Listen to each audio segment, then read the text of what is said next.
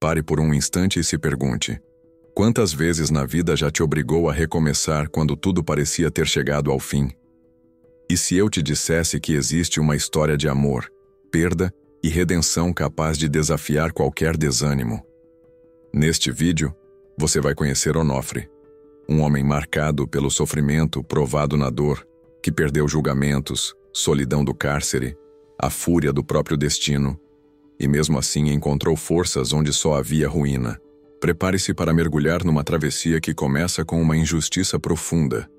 Atravessa noites de terror que puderam acontecer com qualquer família e revelar, dentro do sertão e das notas da prisão, uma essência que resiste quando tudo pede para desistir.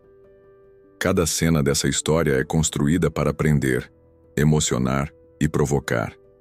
O que você faria se tivesse a honra de sua família roubada, o nome lançado na lama e só restasse transformar desespero em coragem?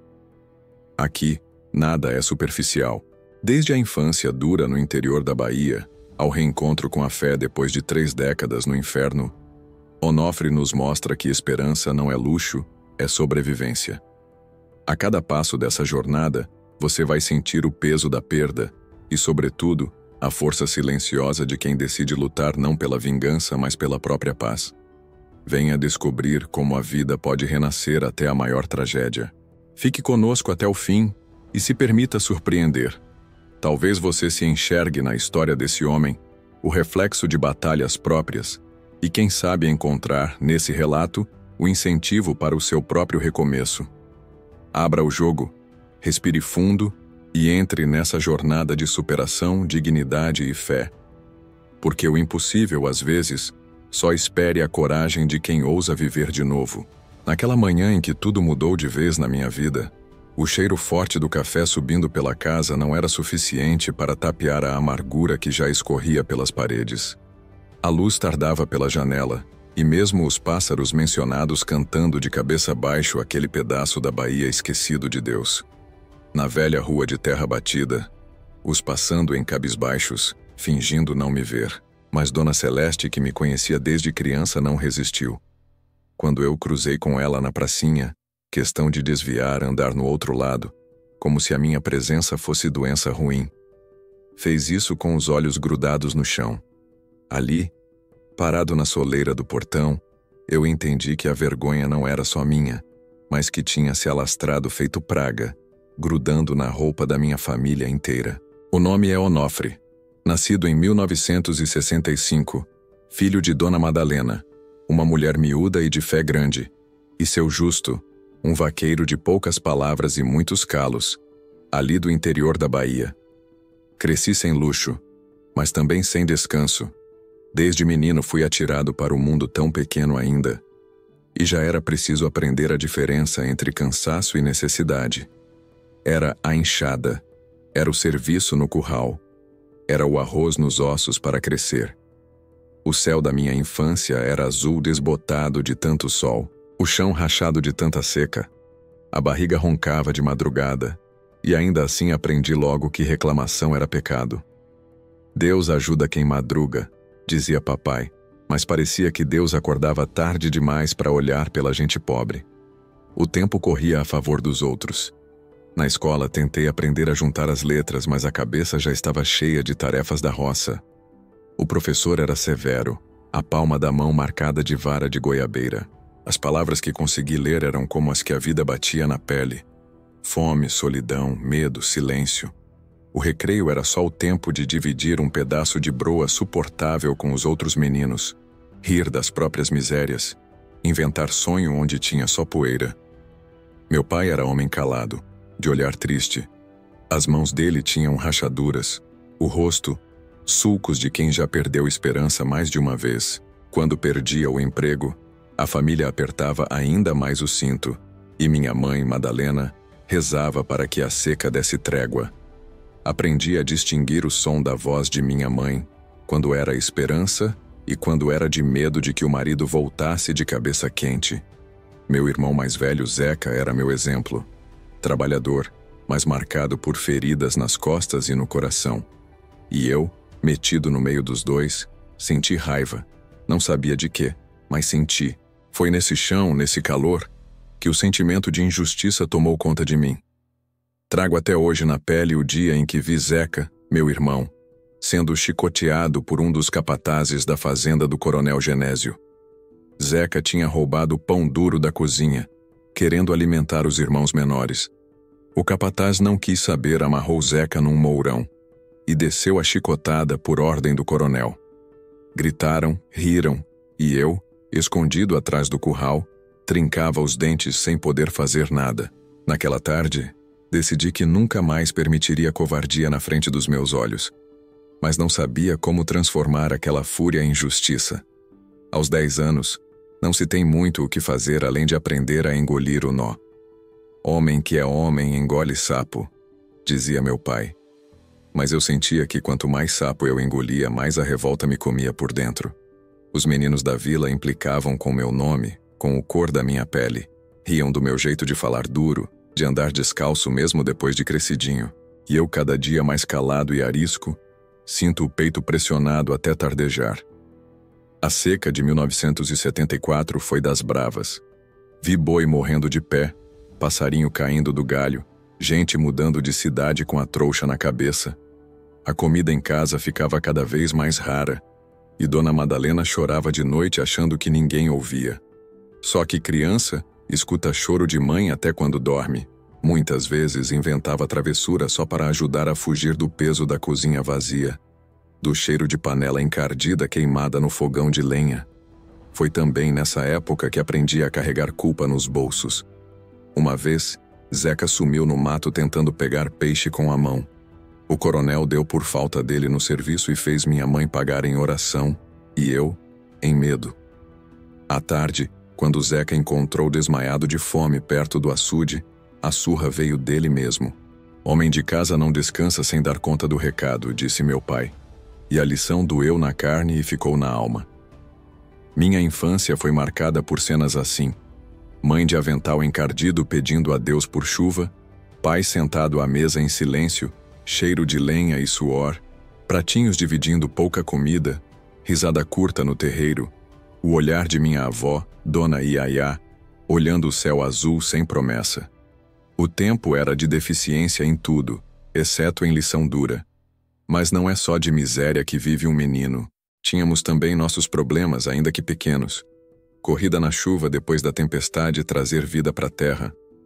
Rodinha de viola improvisada, fogueira de São João acesa com graveto e fé. As histórias de assombração contadas ao redor da lamparina. Era uma doçura miúda, mas era tudo o que tínhamos. Naquelas noites de vento e estrelas, ouvi minha mãe dizendo pro meu pai: "O menino tá ficando áspero. Isso não é jeito de coração ainda mole." Ele respondeu: "Melhor assim do que ser esmagado pela vida igual fui." Achei que era elogio, mas cresci sem saber se era aviso ou profecia. A dor maior não era a fome nem o cansaço. Era a certeza de que havia lugares e destinos só para quem nasceu em berço enfeitado. Aos cochilos, o olhar já era de um homem velho, cansado de ver e não poder fazer, de ouvir e não poder falar. Talvez por isso, quando me tornei adulto, trouxe dentro de mim essas chuvas. Pronto para explodir, mesmo que o mundo pedisse silêncio. Tudo que vivi, ouvi, aguentei calado naqueles anos feriu, mas também fortaleceu. Sonhava com o dia em que seria capaz de erguer a cabeça e dizer aos outros que minha história valia tanto quanto qualquer outra. Mas naquele tempo, ser Onofre era carregar na testa a palavra culpa, escrita pelo dedo da falta, pela boca dos que mandavam. E foi assim, com a alma calejada bem antes do tempo, que enfrentei os primeiros anos de juventude já cismando com a vida, já armado contra toda injustiça, já sentindo que qualquer que fosse a minha história, ela seria escrita com sangue, suor e resistência. Naqueles anos onde a seca lambia a terra e o tempo caminhava devagar feito animal ferido, minha adolescência não coube nos trilhos dos outros meninos. Era Onofre cimento, Onofre pedra. Carregava a cara fechada de quem desde cedo precisou aprender a engolir o choro. O sertão do interior da Bahia em 1977 era carne de cacto para quem tinha sonho. Meu corpo cresceu magro e forte, Mas minha alma já era dura antes do tempo. Os olhos fundos marcados por noites de insônia, vigiando a casa para a mãe dormir em paz. No campo, o trabalho era refeito. Papai caiu doente, a mão tremenda mais que vara verde, o ar pesado dos pulmões condenados pelo pó. Sobrou para os filhos para manter a casa. Zeca, já moço feito, partiu para a cidade grande e nunca mais voltou. Fiquei sozinho entre os meus irmãos menores, cuidando da lida do gado e da esperança de mãe, que se animava só com prece de noite. Cresci no braço. Cada calo novo era medalha de guerra. Cada vez que aguentava sem reclamação, meu pai dizia: "Agora sim tá ficando homem." Só que homem, naquele miolo de sertão, aprendeu primeiro a sobreviver que um sonhar. Todos viveram sob o jugo do coronel Genésio. Ele mandava plantar, mandava colher, mandava sorrir ou abaixar a cabeça, dependendo da vontade do dia. Não havia justiça. Quem errou na colheita, apanhava. Quem protestou, sumia. Às vezes, esparavam histórias do que era melhor assim. Cachorro magro só a fome amansa. Aos poucos fiquei aterrorizado, igual cachorro encurralado. As provocações dos filhos dos abastados do vilarejo nunca cessaram. Riam do meu chinelo furado, do cheiro de suor, do jantar de feijão só com sal. Tinha raiva, sim, mas não podia reviver abertamente.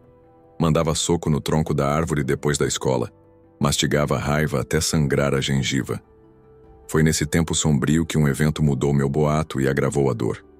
Uma tarde, voltando da roça, encontrei a casa arrombada. A porta pendia das dobradiças. Dentro, minha mãe de joelhos, o rosto inchado, sangue escorrendo da testa partida. Tinha apanhado o filho de Genésio, que entrou de bota suja querendo levar a galinha do quintal e quando ela negou, levou foi surra. Fiquei paralisado, olhando para os desastres que minha infância nunca me preparou para enfrentar. Chicoteei a própria alma de culpa por não ter chego antes, por ser fraco, por não saber como cobrar justiça de homem feito de ferro e ouro. Naquele dia, a revolta que eu já carregava virou ódio verdadeiro. Não dormi. Não falei. A partir de dali, toda brincadeira perdeu sentido. Toda esperança virou nó atravessado. Minha mãe sarou devagar, mas o sorriso nunca voltou por inteiro. Os vizinhos se calaram. Quem muito falava sobre ricos, sobrava pros filhos. A lição grudou em mim feito carrapato. A injustiça tem dentes longos demais quando a gente é pobre. Jurava em silêncio que ainda faria algo para mudar, mas não sabia o que, nem como. A adolescência foi assim, acordando antes do sol e deitando além do céu escurecer. Só o cheiro de terra molhada nos raros dias de chuva me lembrava que o mundo podia sim ser leve. Nessas horas, corria atrás do cabo da enxada, fingia que era menino novo de novo. Mas logo o serviço chamava e o couro doía. Na vila fiquei conhecido pelos acessos de ira. Bastava alguém zombar da minha mãe para me ver crescer 2 palmas na raiva, partir para cima mesmo sendo mais fraco. Preferia apanhar de muitos do que engolir o orgulho em seco.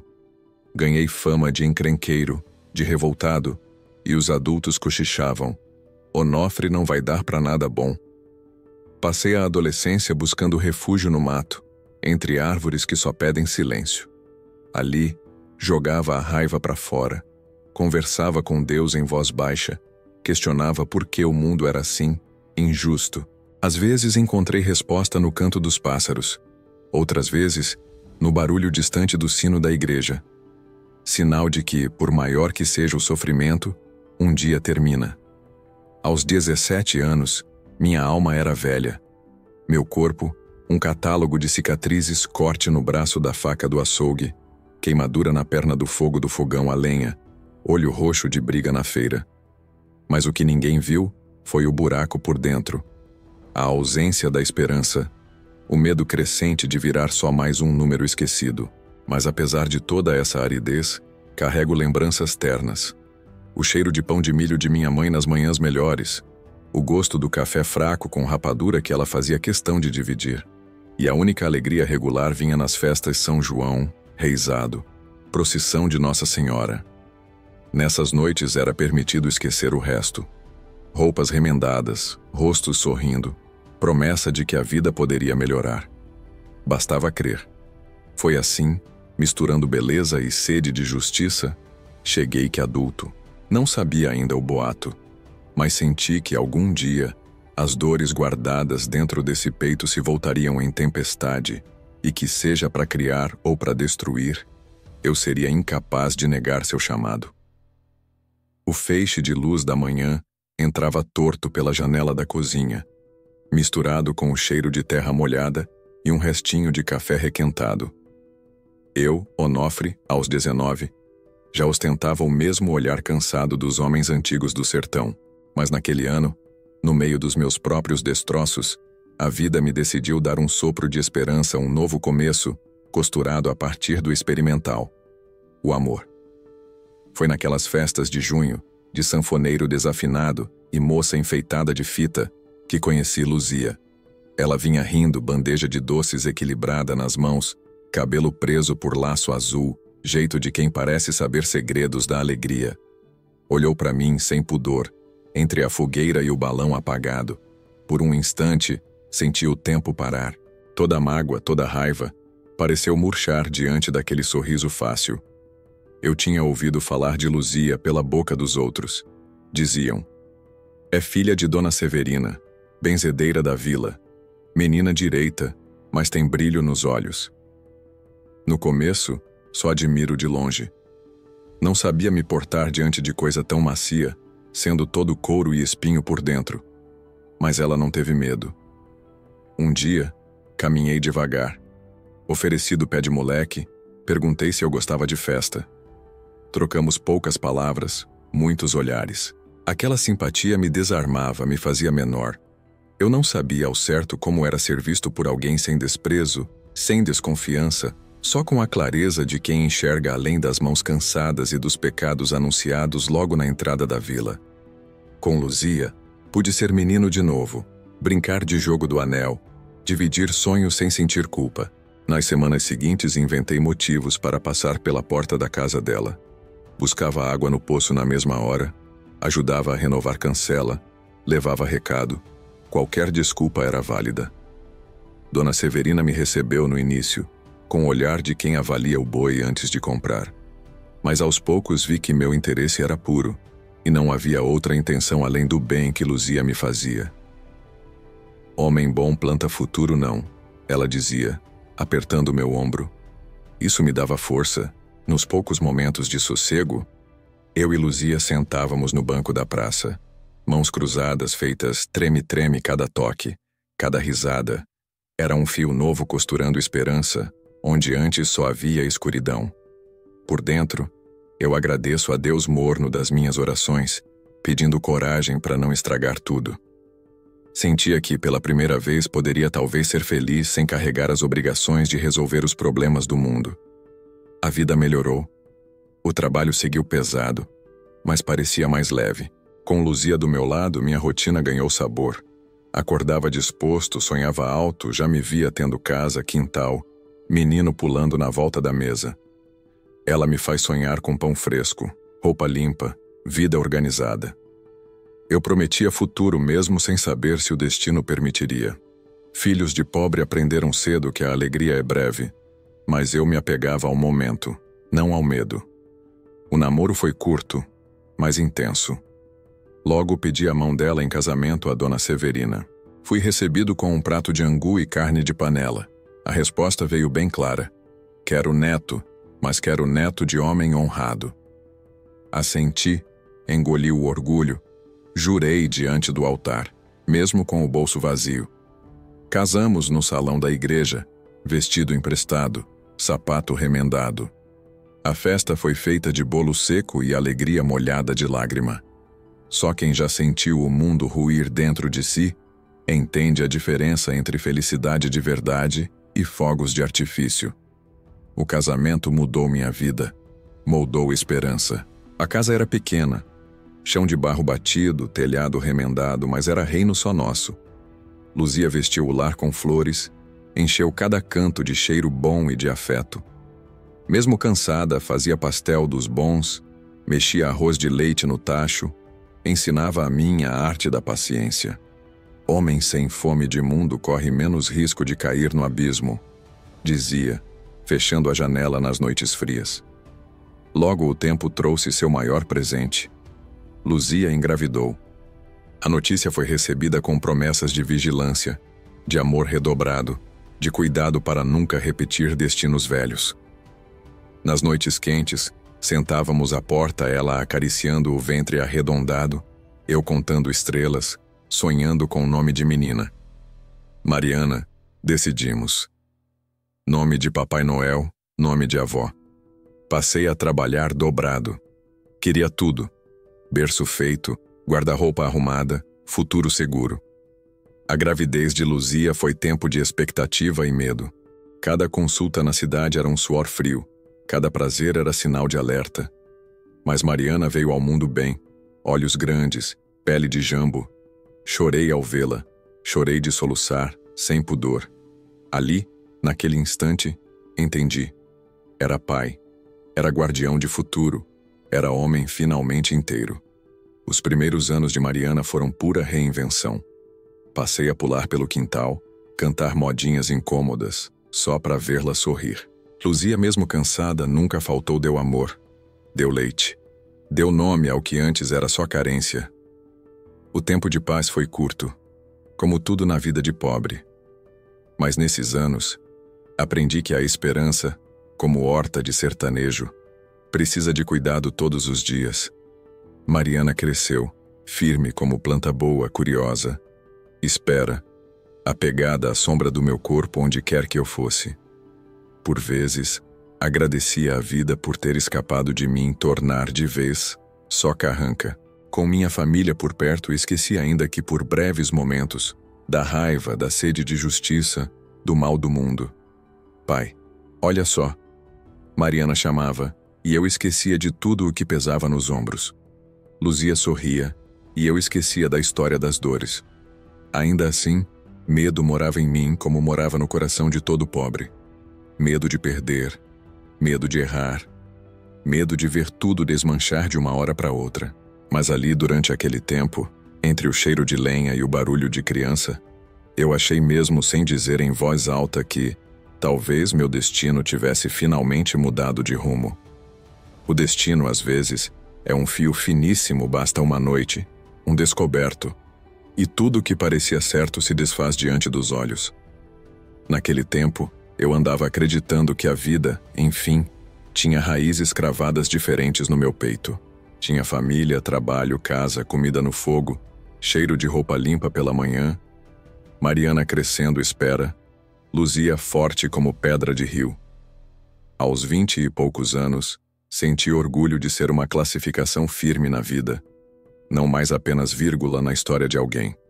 Foi numa noite qualquer, daí em que a lua aparece maior no céu, anunciando festa de São João na vila. Acordamos com calor, fogueira, meninos brincando de estourar bombinha, cheiro de milho assado rodando entre as casas.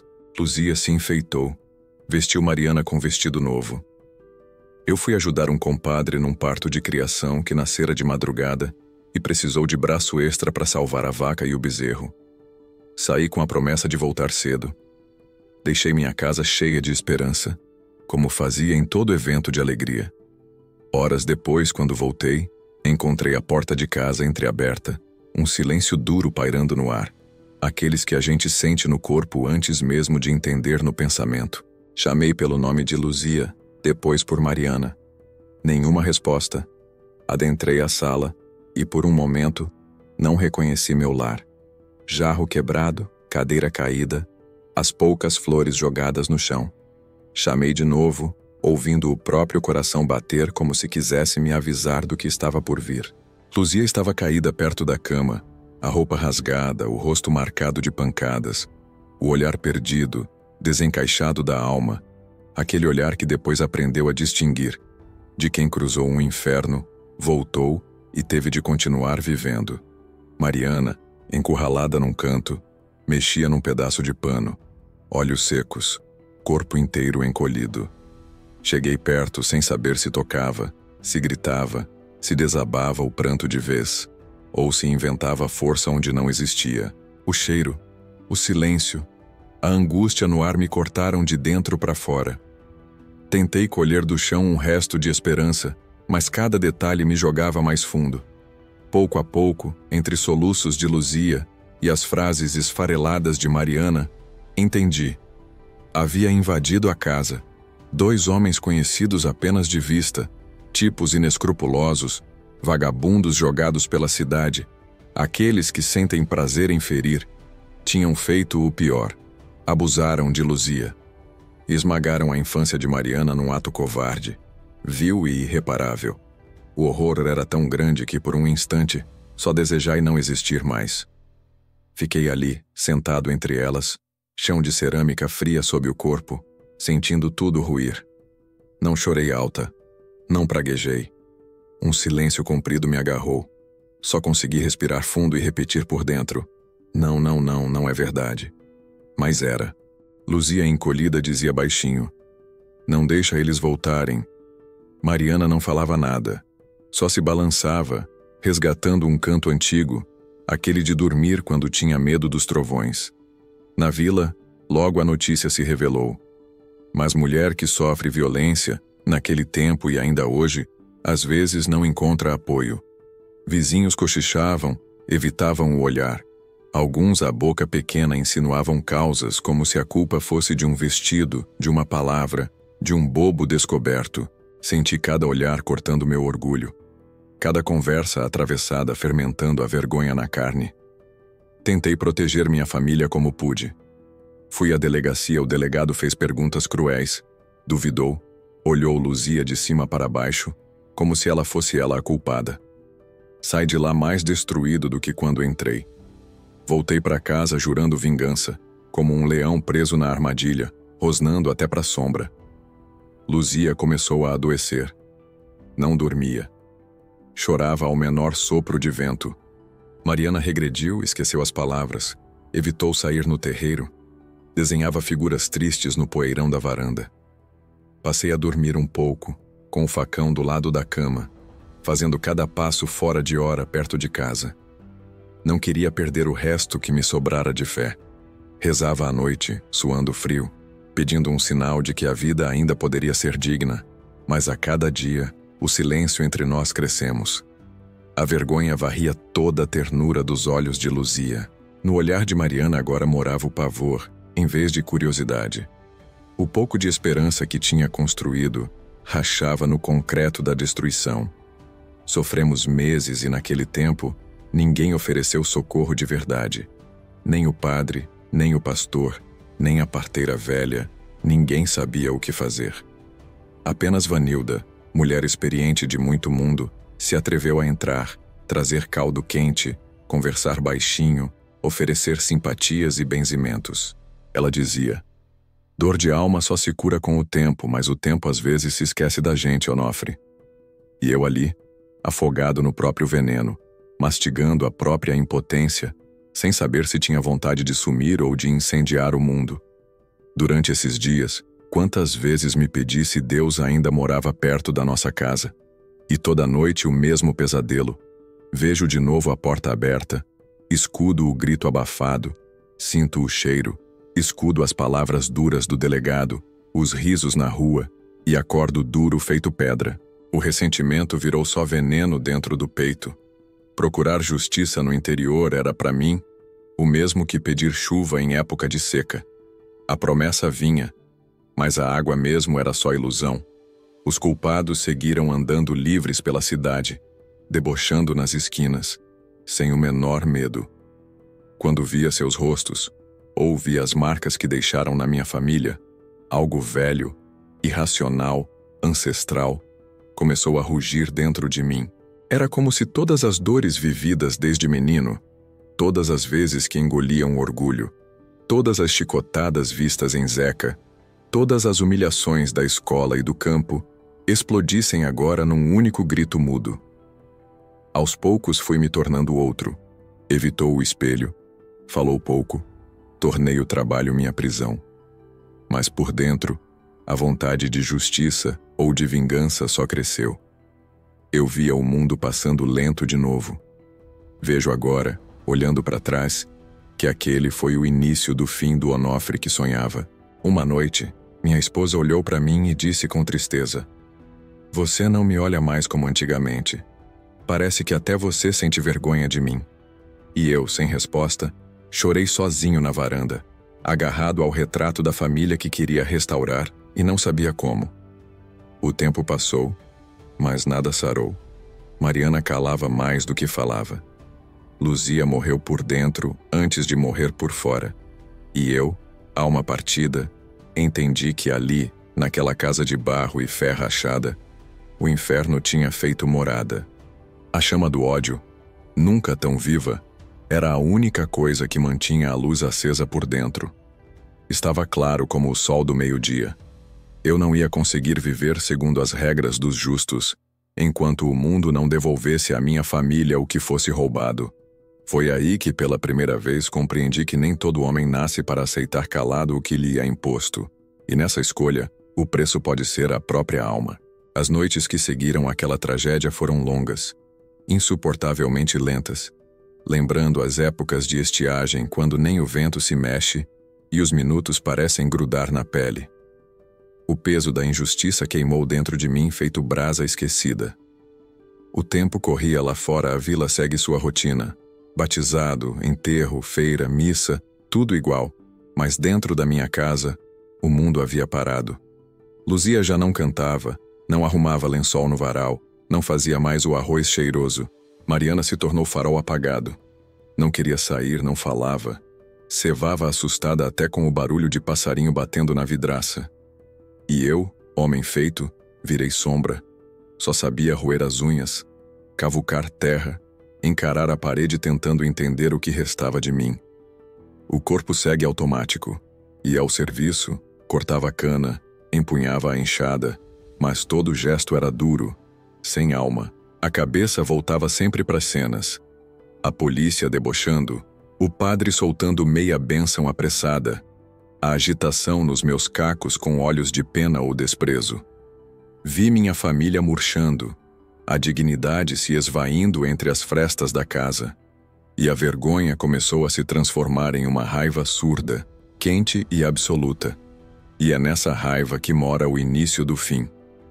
Passei a buscar os passos desses dois homens a quem devíamos nossas desgraças. Sabia onde bebiam. Via de longe os tais entrarem e saírem da venda do Zé Pimenta, ou sentados jogando baralho à toa na calçada. Sorridentes, alheios, ladrões de vida, e todos estavam livres. Durante dias caminhei atrás deles, o facão pesando no quadril, a mente fervendo. Só pensei, se não for eu, não será mais ninguém. Ninguém vai devolver o que tiraram. Era o Onofre que resistiu à infância, à fome, à surra do coronel Genésio.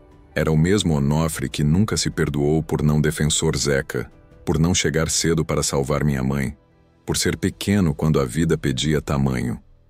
Agora, não seria pequeno para os meus. O dilema cresceu em mim hoje à noite.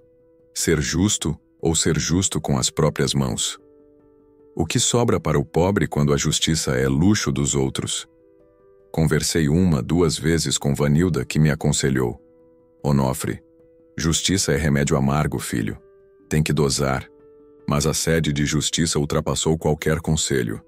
Porque, na verdade, a justiça verdadeira não existia para pobre nenhum. O sistema era feito para abafar o grito de gente como a gente, não para resolver. Senti nascer em mim algo ancestral, bicho selvagem guardado por séculos nas veias dos injustiçados.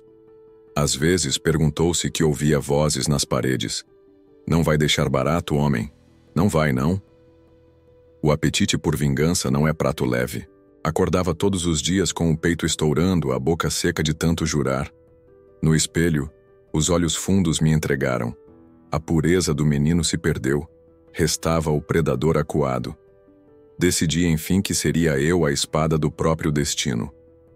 Era uma noite abafada, sem lua, sem cigarra. Esperei os dois saírem do boteco, segui de longe. O coração batia rápido, não mais de medo, mas de propósito. Levei comigo as lembranças de toda uma vida. Dos tombos, das cicatrizes, do olhar sofrido de Luzia, dos dias calados de Mariana. E no meio de uma rua vazia, as vozes do passado ficaram mudas. Restou o tempo da ação.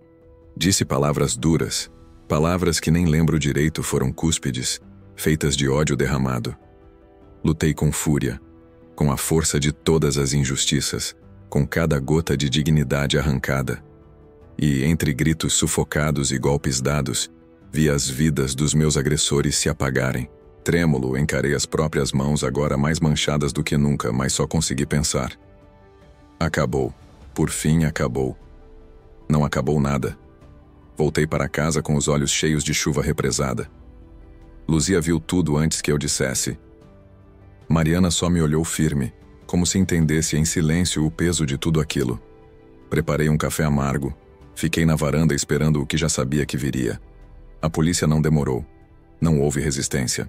Ao abrir a porta, meu nome já era maldição na boca do povo. Onofre, ó assassino. Olhei minha filha pela última vez. Ela fez menção de correr até mim, mas a mãe segurou firme. Fui levado sob vaias e cochichos. Aqui se faz. Aqui se paga, ouvi alguém dizer. Então, na delegacia, em meio a papéis, dedos em riste e olhos famintos por notícia, assumi o peso do meu ato. O julgamento foi anunciado. Advogado tirado da cartola por caridade, juiz cansado, promotor rapaz, todos apressados por encerrar o caso espinhoso, que ninguém queria de verdade ouvir. Luzia e Mariana não compareceram. Disseram que Mariana não tinha força de testemunhar. Passei parte da audiência em silêncio, a outra parte respondendo as mesmas perguntas que nunca tocam na verdade da dor. A verdade foi fácil. 30 anos em regime fechado. Ainda tentei respirar fundo, mas percebi que o ar já não me alcançava. A liberdade tampouco. Na noite antes de sair para a prisão, deitei no chão do xadrez da pequena cadeia da vila. Senti a palma fria do mundo sob meu rosto. A vida toda dançando em volta, como se risse baixinho das minhas tentativas de ser justas. Chorei como menino. Não por medo do cárcere, mas por saber que, para minha família, eu seria agora só ausência e saudade. Te cuida, Luzia. Cresce, Mariana. Perdoa, se puder. Pedi a Deus não por misericórdia, mas porque não adiantava mais implorar justiça aos homens. Na manhã seguinte, algemado, embarquei na velha veraneio com outros condenados. Olhei pela janela suja para ver a vila de barro, os cantos que me moldaram. Imaginei Luzia, cabisbaixa, varrendo o terreiro, Mariana escondida atrás da porta. Fechei os olhos e, no escuro do carro, prometi a mim mesmo. Não importa o inferno, eu sobreviveria. Nem que fosse só por eles. O presídio me esperava lá longe, paredes altas, cercadas, cheiro quente de medo, nomes riscados nas celas, homens bichos, homens sombras. E ali, recomeçou outra história. Meu nome já não era mais Onofre da Vila, passei a ser só mais um número entre a multidão esquecida pelo tempo. Entrar na prisão naquela manhã foi como ser engolido por um mundo feito só de sombras e desespero. O sol mal tinha aparecido no horizonte, e eu já estava de pé, vestido com aquela roupa que não sentia minha, calçando chinelos gastos, trancado numa cela que era ao mesmo tempo meu cárcere e minha sepultura. As paredes de concreto tinham olhos que viam cada corte, cada medo, cada vergonha que tentava esconder dentro do peito. O cheiro de urina, suor e ferro velho parecia impregnar a pele, a alma, o ar que se respirava. Era uma sensação sufocante que não dava espaço ao ar puro, ao vento que um dia havia sentido no rosto correndo livre nos campos. Já na portaria, os guardas com seus olhares frios e sorrisos falsos não perdem a oportunidade de humilhar. Era o novo mundo, e eu ali não era mais pai de família, futuro pai, estudante ou trabalhador. Eu era um preso, alguém que poderia ser descartado sem que ninguém sentisse falta. Me joguei no porão da cela como um saco velho. Encurralado entre outros homens, desconhecidos e ninguém, a solidão tomou conta. Aquele silêncio era um grito que sufocava. No princípio, todo o mundo tentava se mostrar forte, mas eu sabia, por trás de cada expressão dura, havia um mar de angústias às minhas semelhantes. Não demorou para que as regras não escritas aparecessem. Ali dentro, eram as leis da selva, da violência, da sobrevivência. Quem dormia devagar demais era acordado à força. Quem cometesse erro foi punido sem clemência. A violência era moeda corrente, moeda que todos pagavam caro para estar vivos. As primeiras semanas foram as mais difíceis. Fui alvo de humilhações, provocações, xingamentos. Os mais velhos chegavam com seus conflitos antigos, movimentavam o ar com discurso e ameaça. Eu me lembrava da guerra que carregava dentro, um furacão feito de dor e fúria, mas não podia deixar que aquele fogo consumisse também minha chance de seguir em frente. Noite após noite, o estrondo das jaulas rangendo, os gritos, as brigas, o som das facas sendo afiadas ecoavam entre as paredes. Eu fechava os olhos e via o rosto de Luzia, seu cabelo revoltado, o sorriso que eu não podia esquecer. Imaginava Mariana correndo pelo quintal e sentindo falta da vida que deixei para trás. Aquela distância era uma prisão pior que graus e muros. Logo, vieram como rebeliões. 5 não total. A cada uma, o inferno dentro da prisão explodiu em sangue e dor. Guerras entre gangues, motins, chacinas dentro de celas apertadas. Vi homens morrerem ao meu lado. Vi a morte de perto, tantas vezes que aprendi a encará-la sem piscar. Uma vez quase fui morto durante um massacre silencioso, quando uma cena de horror aconteceu na cela ao lado, e minha sina foi a próxima escolhida para o degredo. Fui torturado, obrigado a mendigar por misericórdia que não vinha. Meu corpo, como um instrumento velho, já não responde com a mesma força. Havia feridas que a pele não mostrava, nas rachaduras da alma. Mas no meio da escuridão, aprendi o valor da resistência.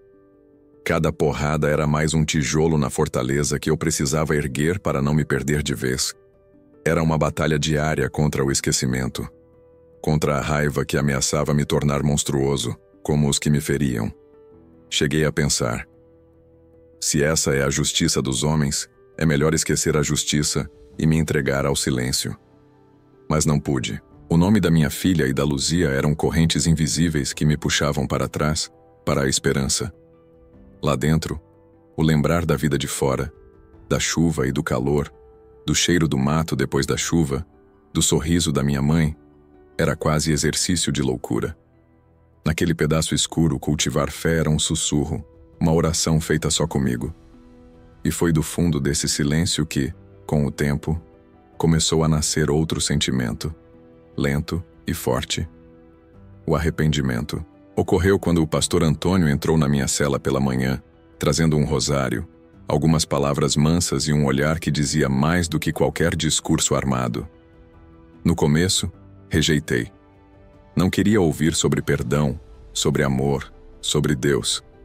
Meus punhos cerravam-se na memória de todas as injustiças, da dor calada. Mas os dias passaram, e as visitas do pastor tornaram-se o único ponto de luz no breu que me envolveu.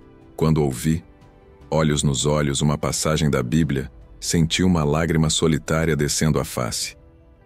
Bem-aventurados os que choram, porque serão consolados. Aquilo não era uma promessa vazia. Vinha como uma promessa feita só para mim, naquele instante torto da vida. No fundo do presídio, entre rebeliões e açoites, resgatava-se um homem. Aos poucos, fui entendendo que o perdão não era esquecimento, mas libertação. Não era fraqueza, mas força que nascesse ao aceitar o passado e decidir não viver nele mais. O pastor Antônio me ensinou que, para cada prisão física que se fecha, há uma prisão interna que pode ser aberta sem chaves. As últimas noites na cadeia foram silenciosas. Não mais de ódio ou medo, mas de contemplação. Lembrei de Mariana me esperando, a avó Carmen apoiando, Luzia rezando baixinho. Fechei os olhos e pela primeira vez em muitos anos, senti o coração leve, como se dentro dele houvesse um espaço para recomeçar. Quando recebi a carta da Mariana me chamando para casa, senti que o ciclo estava quase completo. Naquele instante prometi que minha transformação seria mais do que uma necessidade, seria minha redenção. E assim, depois de 3 décadas entre muros frios e olhares vazios, eu saí diferente. Não mais um homem feroz, mas alguém que aprendeu o valor do silêncio, da oração e da mudança. O inferno que vivi me mostrou que, Por mais densa que seja a noite, a manhã sempre surge, com cheiro de pão fresco, esperança e perdão. Dentro da escuridão da prisão, quando o corpo já não responde além do reflexo e a alma parece encolher, algo inesperado pode nascer: a indenização. Ele não chega em gritos ou grandes revelações, mas em pequenos gestos, em silêncios que trazem peso e também quebra. No meu caso, foi como um fio tênue que foi sendo puxado, uma luz miúda que foi ganhando espaço onde antes só tinha sombra. Lembro até hoje do primeiro dia em que o pastor Antônio veio me visitar pela manhã. Ele era um homem simples, rosto marcado pela idade e pelas batalhas pelas almas perdidas. Um homem de poucas palavras, mas aqueles não tinham peso. No começo, não queria seu conforto. Não queria nenhuma palavra que soasse a dó ruim ou medo velado. Fechava os olhos, fingia dormir, babava de raiva. Já estava cansado de ouvir promessas vazias e orações feitas por quem jamais sentiu o que eu senti. Mas o pastor Antônio não desistiu. Voltou semana após semana, sempre com a mesma paciência, a mesma voz calma que parecia reverberar além da cela. E foi nessa voz, nesse olhar, que comecei a enxergar algo diferente. Ele me falou sobre perdão. Não aquele perdão da igreja pandêmica, feito para quem pisca e se esconde. Falou do perdão que cura, que liberta, que não cela a boca, mas abre o coração. Disse que a dor que a carga só tem tanto poder quanto eu permitir. Disse que eu posso sim virar a página, mas antes preciso aprender a ler cada linha difícil da minha história para não repetir erros. Foi difícil aceitar essa palavra. Por meses rezava no silêncio. Rezei em voz baixa, gemi lágrimas que não ousavam sair na frente dos outros. Era o começo do maior combate contra mim mesmo, contra o passado, contra aquele Onofre que se recusava a ceder. Nessa caminhada, compreendo que o arrependimento não é a renúncia ao que vivemos, mas o reconhecimento sincero das nossas falhas e limitações. Descobrir que o perdão pode ser um esforço maior do que a vingança, porque exige humildade e coragem, duas coisas que ninguém me ensinou a ter de graça. O pastor Antônio me acompanhou toda essa jornada com serenidade. Trouxe a Bíblia. Leia comigo aqueles versos que há muito eu desconhecia. Bem-aventurados os que choram, porque serão consolados. E eu chorei. Não lágrimas de fraqueza, mas o choro que limpa o peito, que lava a alma, que resgata o ser humano esquecido atrás do homem que matou, do pai ausente do homem quebrado. Também repensei meu ódio. Entenda como o ódio é um bicho traiçoeiro. Ele nos engana prometendo justiça, mas entrega prisão e corrente eterna. Aprendi que, mesmo preso atrás dos muros, posso construir liberdade dentro de mim. Que o verdadeiro castigo não vem das barras, mas da recusa de mudar.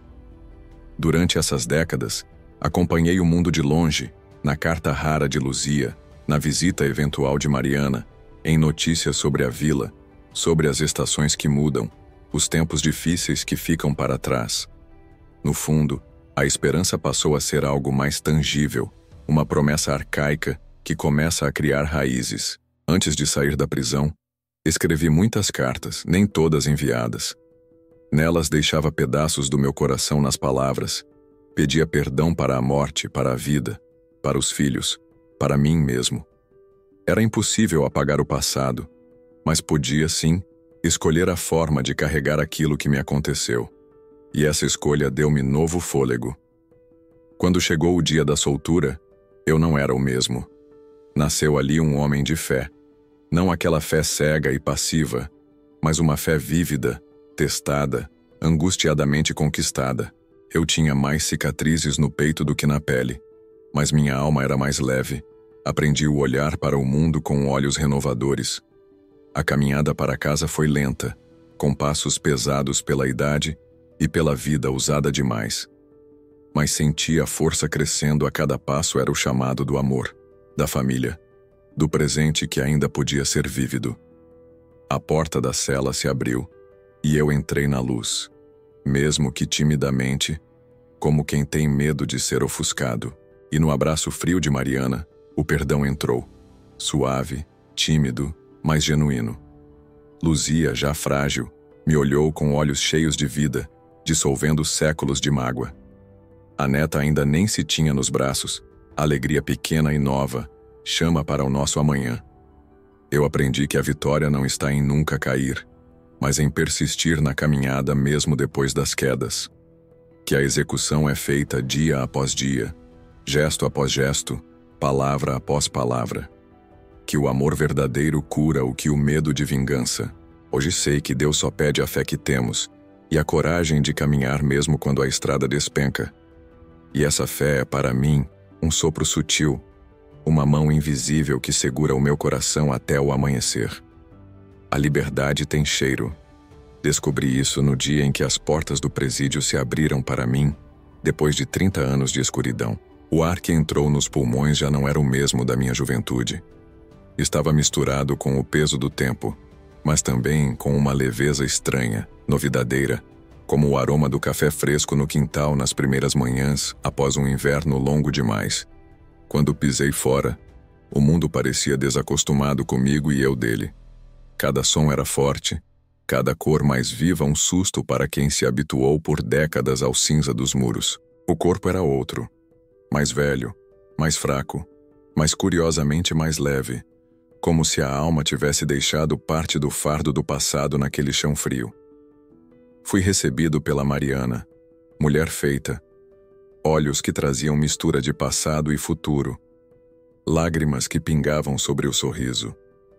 No abraço dela, reencontrei o calor que só o sangue regular, a certeza de que há vínculos que nem dor, nem distância podem desfazer. Luzia, já com cabelo prateado, rosto vincado de sofrimento e ternura, veio devagar. O abraço dos dois foi silêncio, foi oração, foi pacto de recomeço. Entre nós, o tempo não apagou as cicatrizes, mas ensinou a cultivá-las como jardim de saudade e aprendizado.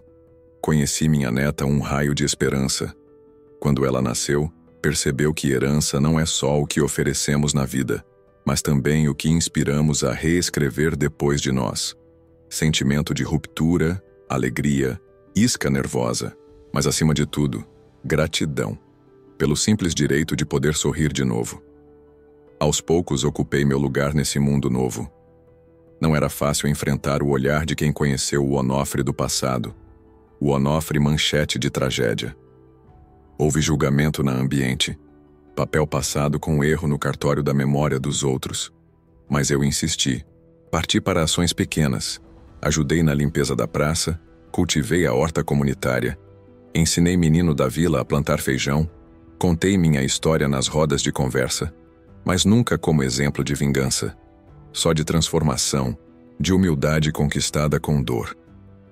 O convívio em casa foi feito de silêncios e conversas costuradas lentamente. Aos poucos, Mariana e Luzia pararam de me tratar como hóspedes. Reconquistamos uns aos outros passo a passo, café a café, história a história. Eu pedi perdão mais vezes do que posso contar. Recebe de retorno um amor amadurecido. Não amor cego, mas possível, redentor, real.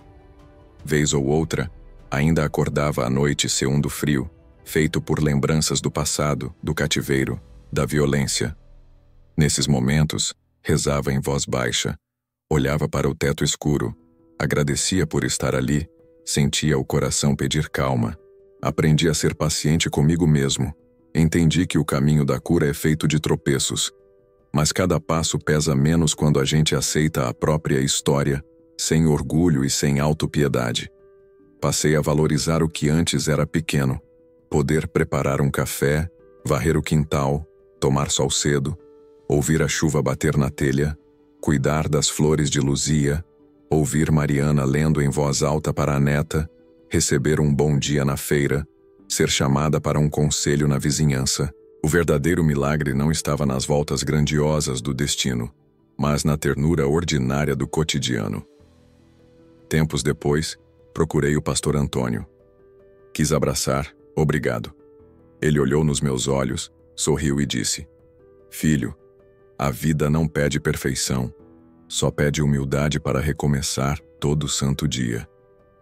Anotei isso na alma. Hoje sei que nenhum sofrimento passa em vão se nos dispomos a aprender com ele. Não carrego arrependimentos como vinganças, mas como combustível para ser melhor do que fui. Não busco esquecimento, mas entendimento. E entendi. Perdão é verbo difícil, mas também é ponte para a paz. Aprendi a conversar com Deus do meu jeito, sem muita formalidade, mas com verdade. Converso nas caminhadas, nas noites longas, nos dias que doem. Peço força, agradeço quando chega, espero quando não vem. A fé me salvou não da dor, mas do desespero. Me ensinou que cair faz parte, que levantar é escolha e que viver é insistência. Deixo para quem me escuta algumas verdades que o tempo me ensinou. Dizem que o tempo cura tudo, mas aprendi que é a coragem de recomeçar que faz o milagre. O passado pesa, mas perdão o liberta. E só quem já andou na escuridão valoriza a luz do novo amanhecer. A dignidade não se herda, conquista-se a cada dia, no recuo e no avanço, na humildade de pedir ajuda e de oferecer o ombro. Quando a vergonha chegar, lembre-se de que até o sofrimento tem fim quando há amor disposto a resistir. Não tema ser julgado pelo mundo. O mundo esqueceu, o coração não. Faça de cada arrependimento uma semente para o futuro. Por fim, lancei um convite para você que ouviu minha história. Não se renda diante de suas dores. Não aceite a frase torta de quem diz que não tem mais jeito. O impossível é só o próximo passo que a coragem ainda não ousou dar. A vida vale sim, para quem quer amar de novo, para quem entende que o perdão construiu pontes e para quem sabe que a esperança, mesmo tardia, chega para quem não desiste do recomeço. Se essa história mexe com seu peito, compartilhe. Comente aquilo que calou a vida inteira. Dê-se a chance de ser ouvido. Inspire outros a também seguirem em frente. Porque no final, o mais bonito da vida é saber que ninguém está sozinho em sua travessia e que o amanhã sempre pode ser mais leve. A vida pode lançar sobre nós tempestades tão fortes que parecem, por vezes, impossíveis de atravessar. Mas é na travessia desses dias de dor, vergonha e desalento que o coração aprende o poder da paciência, do perdão e do recomeço. O caminho de Onofre mostra que a dignidade não está em jamais cair, e sim em transformar cada queda em aprendizado, cada cicatriz em marca de vitória, cada noite escura em busca obstinada pelo próximo amanhecer.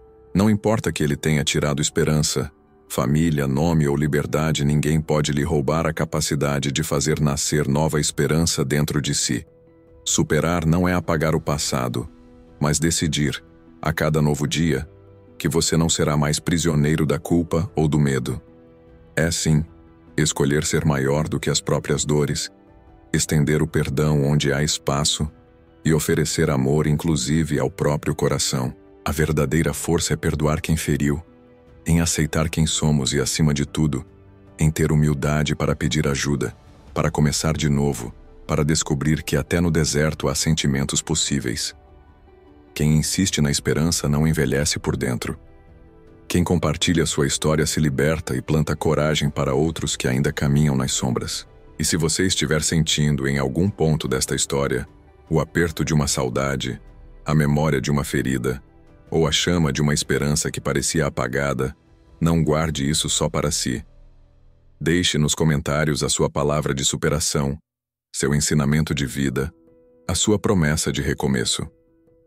Compartilhe este vídeo com alguém que precisa saber que a dor tem fim e que todo recomeço, mesmo tardio, é vitória. Inscreva-se para receber mais histórias de vida, fé e coragem, porque juntos, no silêncio ou na palavra, seguimos mais fortes e cada nova manhã pode ser sim um milagre. O impossível é apenas o próximo passo que você decide não desistir de tentar.